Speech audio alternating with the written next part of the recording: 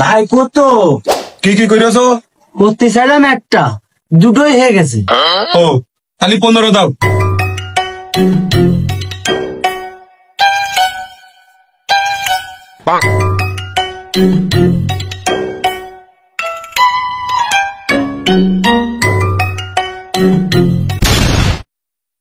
Sir, শুনলাম আপনি নাকি বাংলাদেশের টপ বিজনেসম্যানদের ভিতরে 1 নম্বর আছেন, ঘটনা কি সত্যি স্যার?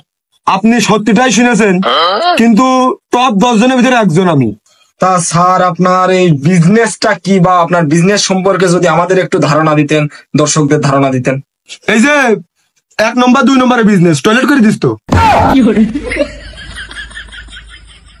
স্যার, আমার আর একটা প্রশ্ন করার দরকার ছিল স্যার, শুধু।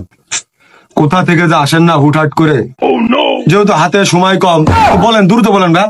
স্যার, আপনার তো বাথরুমের বিজনেস, তা আপনি বাথরুমের সামনে ল্যাপটপ নিয়ে কি করেন? How dare you, you don't know who I M.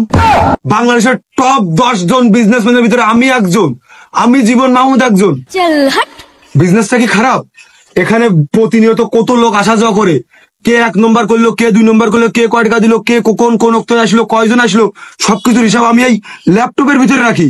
আমি যদি এসব হিসাব খাতা কলমে রাখতে যাই, তাহলে বাংলাদেশের প্রেক্ষাপটে দেখা যায় খাতা কলমই মায়ের খেয়ে যায়। সব তো আমার এই বিজনেসের ভিতরে পড়ে যাবে ওদের।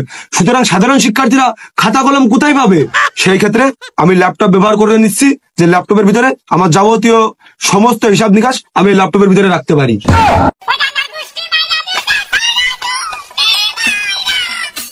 স্যার, আর একটা কথা জানার দরকার ছিল। স্যার, আপনি এই যে বাথরুমে কত টাকা কিরকম কি চার্জ করেন একটু বলতেন?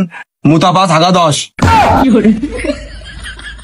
Best lakh, best lakh.